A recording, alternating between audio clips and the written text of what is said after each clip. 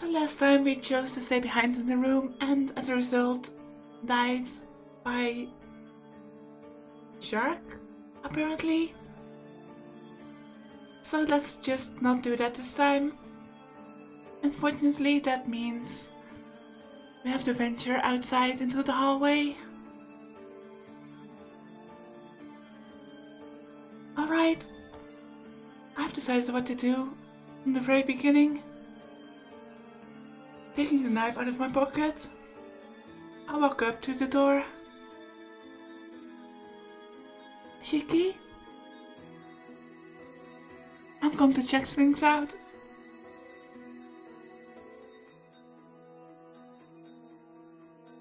Don't leave this room until I come back. I step out into the hallway, shaking off Hagrid's look that she wants to say something. Oh, that's not foreboding at all. Damn, that's one creepy hallway.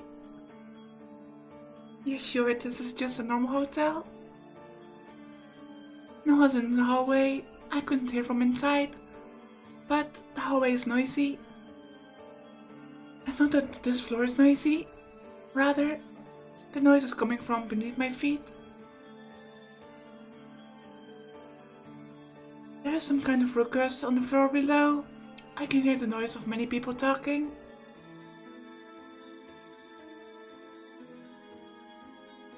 I suppose the impact just woke the guests, and they are complaining to the hotel.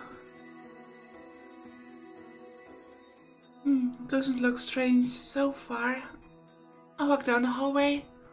The noise from downstairs is like the sound of ocean waves. Noisy and yet so very solitary and inactive.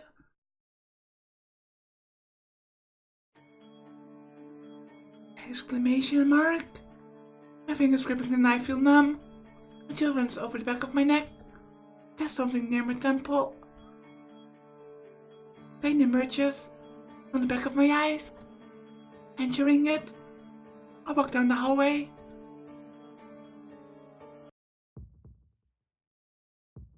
By the way, I can tell that I maybe overdid some things by recording more than 2 hours of Umineko. And as a result, my airways are a bit irritated again. Though well, it was worth it either way. It hurts. My eyes hurt. My head grows heavy. And I feel a drifting sensation. Like I'm about to collapse right here. Yeah, I know what this is. Without a doubt. This is the feeling I get right before I collapse from anemia. It hurts. It hurts. Unable to withstand it any longer, I remove my glasses. I can see the elevator. A long hallway. It must be more than 10 meters from here to the elevator. And then, with a ding dong, the elevator comes up to the 11th floor.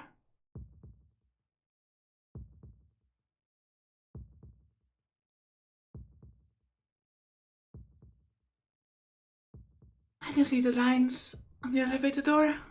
No, they're too dense. They look almost pitch black. The door opens. A small steel box opens. Inside that box, crammed to the point of overflowing, is human flesh. Oh, that's just nasty.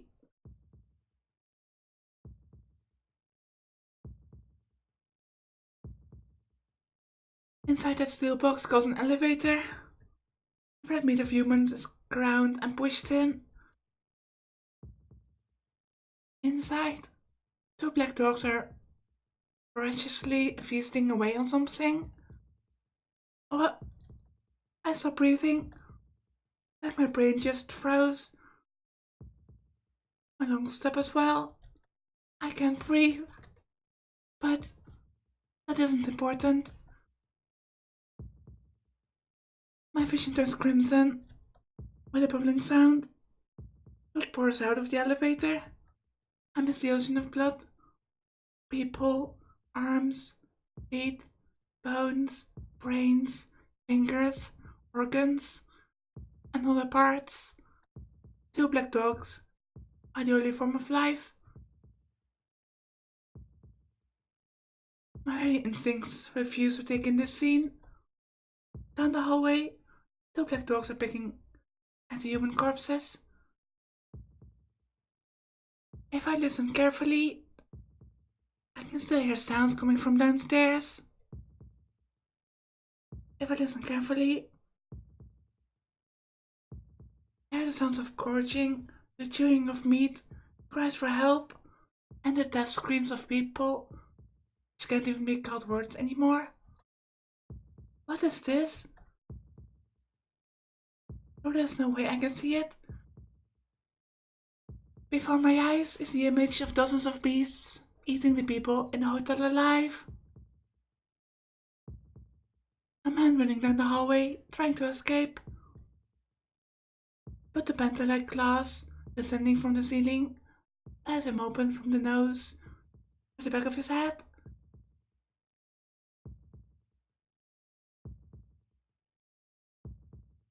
A girl locking herself up in a room and crying. But to the lions, a door is no stronger than paper, and within seconds they demolish it into an unrecognizable shape. Struggling madly to be the first ones there, people dashing for the elevator.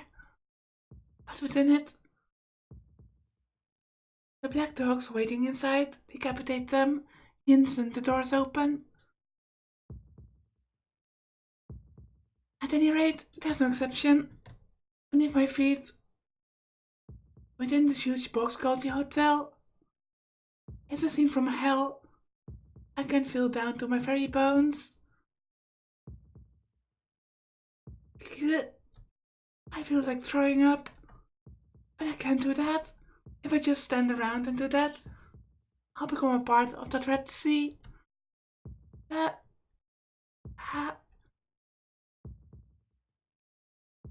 resume my breathing. Oh, that was breathing, never mind. That did not sound like breathing. I grit my teeth hard. The dogs inside the elevator notice me. All sounds from below have ceased. In other words, there is no longer anyone alive. The two black dogs begin to run, of course, towards me, the last prey. Black dog is coming for me. On their bodies, I can see an infinite number of lines, and on their foreheads, the point of death. But even so, my protest mind does not order my body to fight or run. The first black dog leaps. Its speed belies all human comparison. It doesn't even take 2 seconds to cover the 10 meters down the hallway.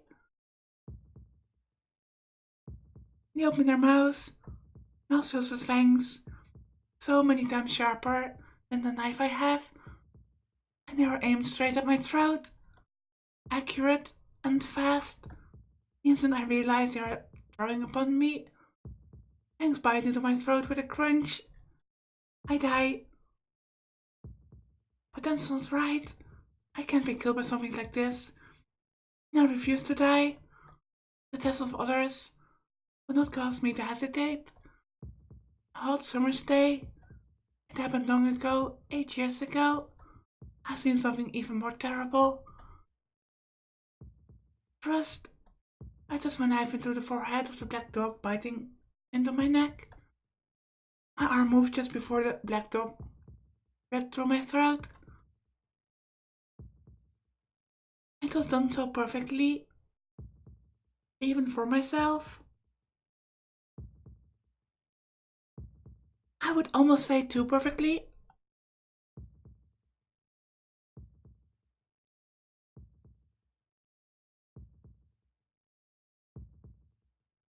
I almost get the impression that Shiki has been made into something, a living weapon maybe, to combat supernatural things.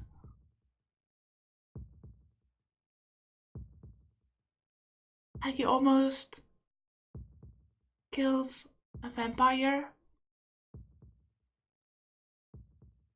And it's quite a coincidence that whenever supernatural stuff shows up, he gets a headache, which he attributes to anemia, but I'm not sure. I'm not a medical professional, but I always thought that when people were anemic, they would get dizzy and stuff.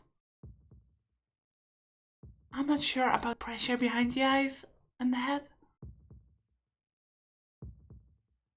Like a machine whose sole function is to cut, I plunge the knife into the dog's forehead without any useless and wasted movement. Because that is where the first dog's point was. Normally, even if the brain is destroyed, the muscles try to execute the commands they have received from the brain. The black dog would have probably ripped through my throat, even if I had simply pierced his head. Well, normally that would happen, but the black dog is dead. Death is a complete stoppage. At the point when I killed it, it lost every form of validity, I should say. The first dog falls onto the ground. In its place, the second dog is flying straight at my face.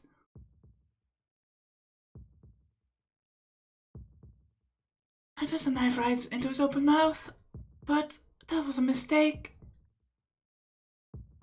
This dog's point is not on his face, but on his chest.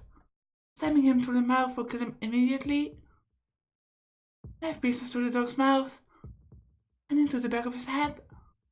Naturally, the hand holding the knife still remains in the dog's mouth.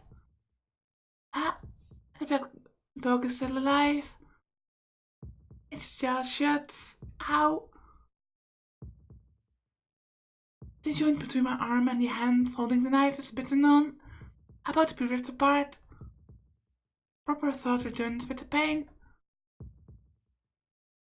Haha, you have to be kidding me. It's as if I'm just letting him chew through my arm by stabbing him in the mouth. Why you?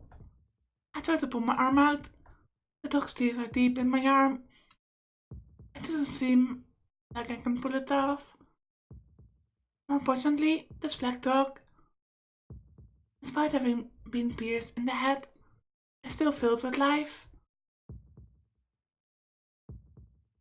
Even though I lift it after piercing its head, it shakes and lands on top of me. I fall onto the floor. I still can pull my arm out.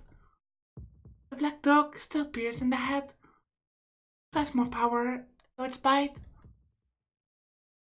My arm is surely going to be torn off. I can't believe this. A dog ought to be able to bite anything in that state. You! I feel something wet. I can see blood spilling from the black dog's mouth.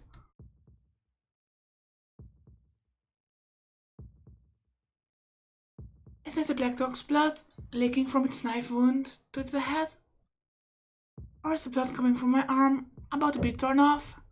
To be honest, my head is too messed up to be feeling the pain, so it isn't a big deal which one it is. Let's go. I try to wrestle away from the black dog, but it is firmly attached to my arm. I can't escape. I can't run away. If I want to escape, I have no choice but to kill it. But how? The hand is biting off. It's the one holding the knife. I'm on the ground, so even supposing I did pull my hand out, the very next instant the black dog's mouth will be free to bite through my throat. It's okay, Calm down, Shiki. First, you've got to examine the situation well and not think calmly about it. That's the kind of thinking you've always kept. In that case, I can do something. For example, there's plenty of lines on the back of his head, and I can see the black points to his chest. The way to survive is awfully simple, but I have my doubts about executing this plan. No matter how savage and evil a creature it is, to do something like kill a panting and gasping creature that's so alive, this close to me, it's something I'm hesitant to do. I mean, it's obviously killing you, so why not?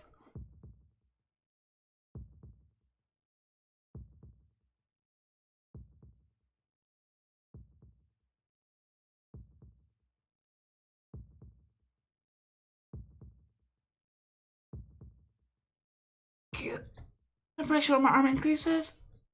My entire arm is shortly going to be ripped off at this rate. But even so, I just can't seem to do something so cruel.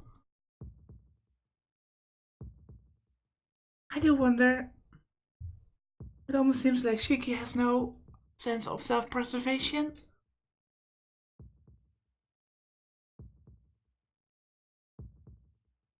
Red blood drips down onto my face. Going down my forehead, it drips into my eyes. Crimson darkness soaks into the back of my eyes. Red, my consciousness sways, and then it's gone. But even so, I can't bring myself to kill a living creature.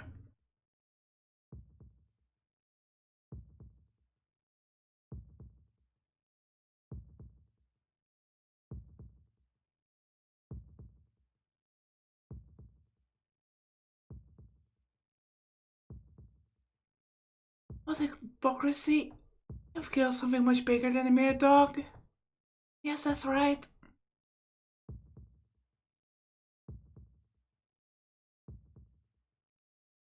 But that time was different. I wasn't sane when it was Akvit, and I'm sure I'm still mispronouncing that name. Even when I killed the other black dog, just a moment ago, it was unrelated to my will. But right now, this is very much my own will. Didn't Sensei say Shiki? Use this power according to her own will, and no one else's.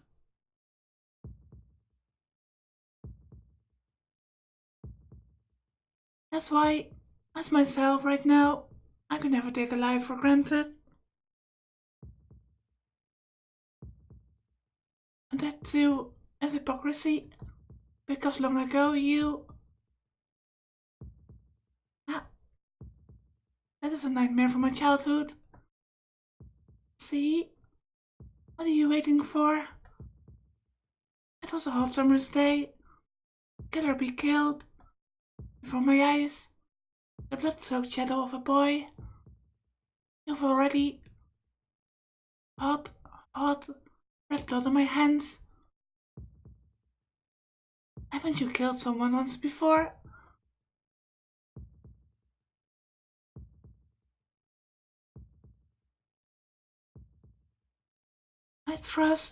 I don't pull, but rather thrust deeper into the black dog's head. I can hear it yelping right in front of me. I think the black dog is crying out. With my arm in its mouth, it could not properly cry, but it's crying anyway. I'm sure that's how much it must hurt. I don't care. I plunge the knife in deeper, along with my arm. Without a sound, the blade of the knife punctures out the back of the black dog's head.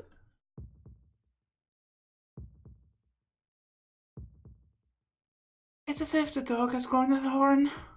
Having split the skull, I easily slash through its skin. Blood and brains spray out as the knife completely emerges from the back of the head.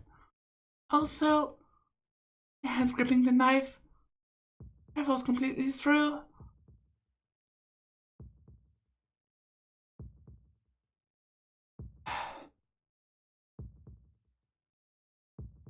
Even so, Black Dog is still alive. There's only one thing I have to do. I reach around with my other hand, feeling the knife from my blood-drenched fingers. I grip the knife with my free hand.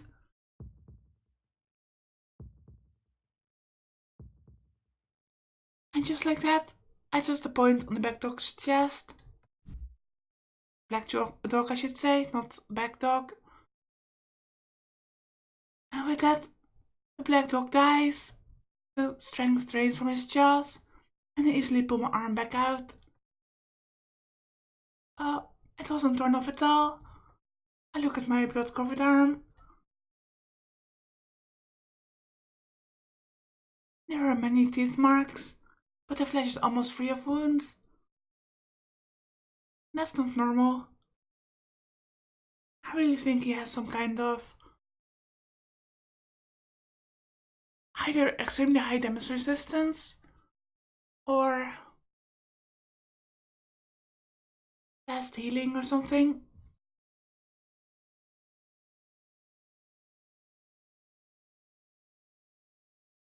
The blood must have been from the Black Dog when I impaled it through the head.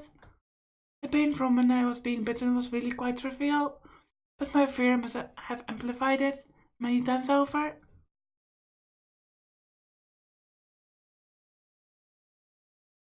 Lying there on the ground, I look up at the ceiling. My head hurts. The world becomes a patchwork, and here and there, I can see the black points of death.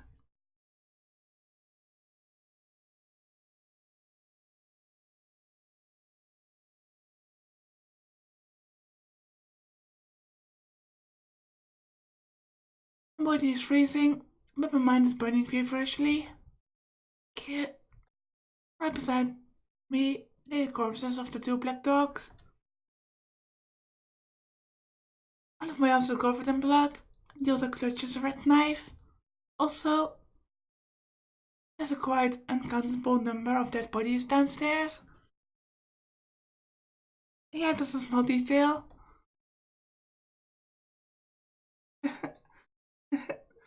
All I can do is laugh. Because this isn't real.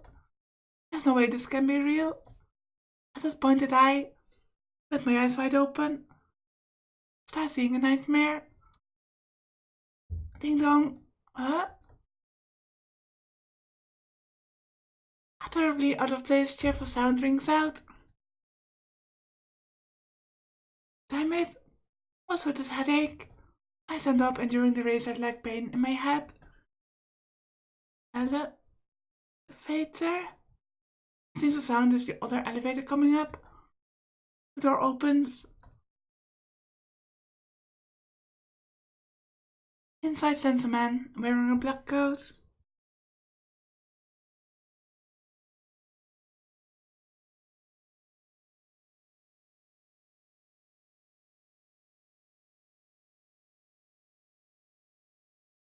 It's the same man that we saw last, or not last time, but before when we ventured outside. Headache worsens. He's... Yes, I've seen him before. I'm sure I've seen that man before.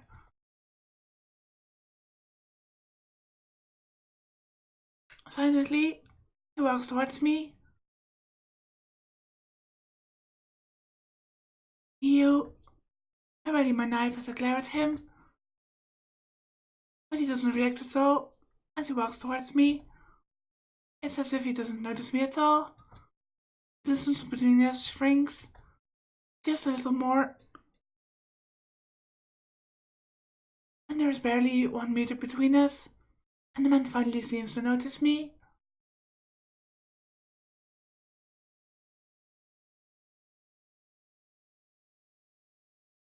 Those bloodshot eyes. Instantly I see those eyes which no human should possess. I lose all freedom to move my body. I thought I killed someone, or everyone, but it seems there's still someone left.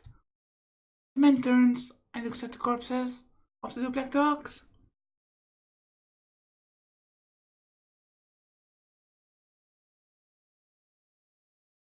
You pieces of filth! You can't even take care of a scrap of meat. You're unworthy to be a part of my body. The man voices his displeasure as he raises his hand. His coat lifts like a mantle, broken.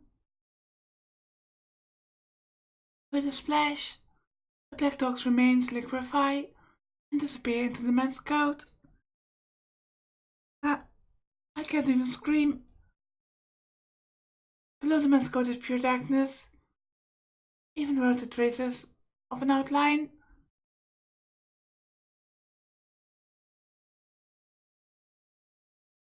All that exists there isn't but like darkness. This is dangerous. This guy's just too dangerous.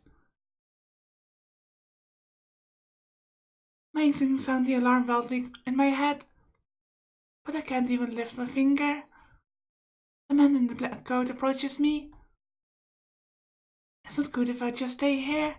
His sobbing headache grows to an unbearable level, telling me this place is dangerous.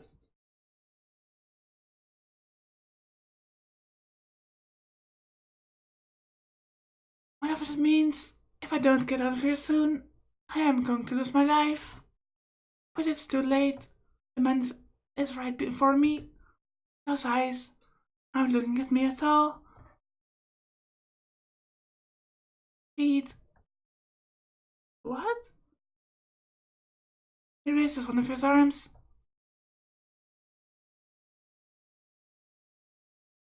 Below it lies a chaotic darkness. From there, something huge appears.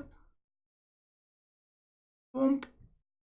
The sound of wind, which has appeared from below the man's coat, is a crocodile's mouth, easily large enough to swallow a man whole. I'm going to die, right here, in an instant, crunched up like a ball of paper. Just as I was convinced of this, someone pulls me back. Klomp. What? I can't believe it.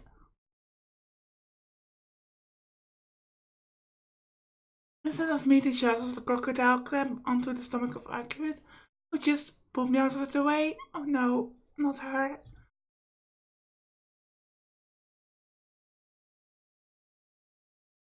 Her face contorts in agony. She draws back before she's completely devoured by the crocodile's maw.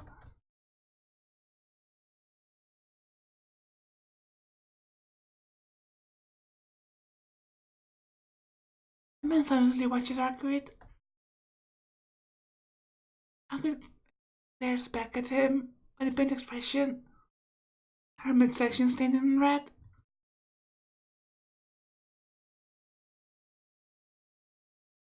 I can't believe a vampire named Chaos would play such trivial games.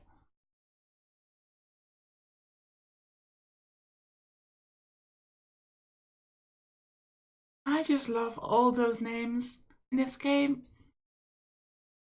It's like a poorly scripted nightmare. I feel the same way. To catch one of the surviving true ancestors. I never dreamed I would be a part of such Buddhist festival. This is a nightmare for me too.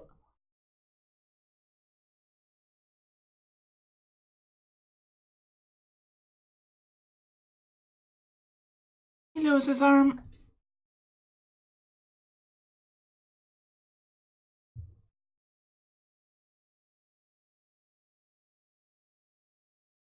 The coat returns to its former position, and the crocodile's mouth disappears underneath.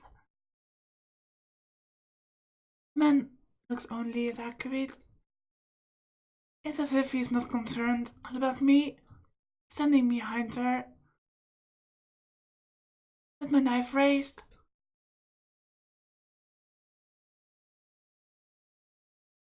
But what is going on? I've heard that the previous executor couldn't even scratch you. What kind of mistake is this? Right now, your presence is exceedingly weak.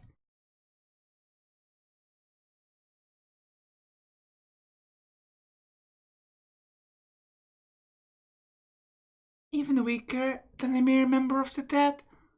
Were you attacked by the church before I arrived? Is Brunstead Arkwit's last name? He says nothing. The man fixes his emotionless stare on her. I don't understand. There are only a limited number of conceptual weapons capable of harming you. The only people in possession of those weapons are the church's assassins. And I don't think the Bureau Agency would dispatch anyone this far east. The man narrows his eyes slightly as he turns around.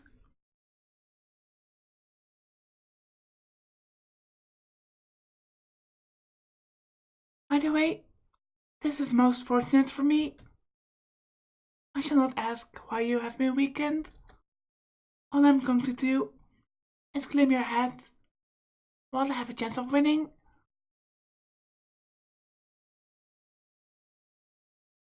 I hold up a knife, preparing for his attack, but having openly stated he was going to take her head, the man now disappears towards the elevator.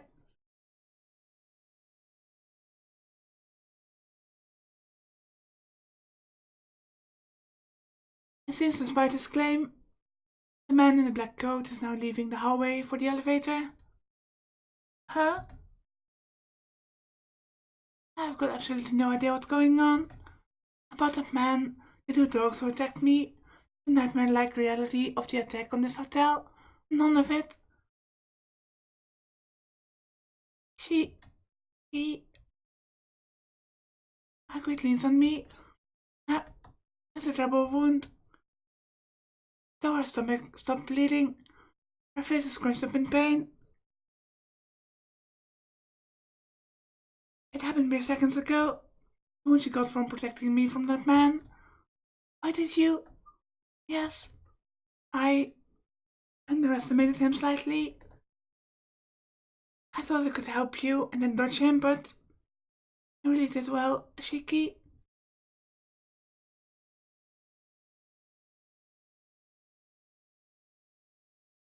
I guess the wound I got from you wasn't so trifling with after all. Her face twists in pain, turns into a small joking smile. I can't watch her any longer. The one she got was from protecting me. And the reason she got it was because of me too. There's no place for that stupid smile of hers.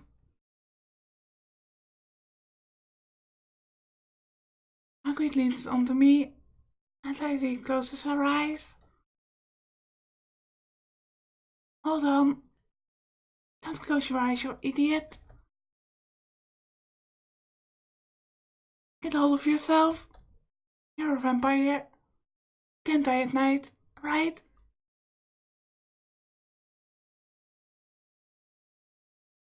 Well, that's true, but it seems like I'm at my limit. What? Sorry, but could you take me back to my room? Margaret's weight falls on me. Hold on. That's... If she dies, I'll... Hey! I call out to her, was quietly closed her eyes. And then I can hear her happily breathing in his sleep.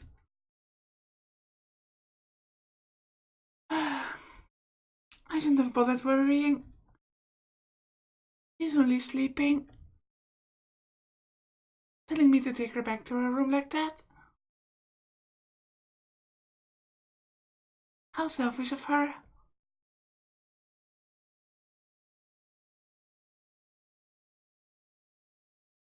It really was selfish of her, but there's no helping it in this situation. Besides, if we stay here in this hotel any longer, I have the feeling we'll be in a lot of trouble.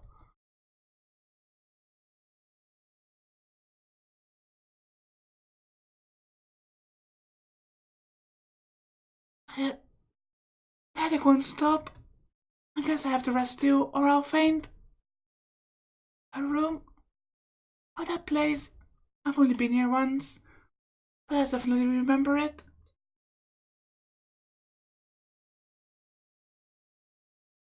In that case, there's no point in staying here any longer.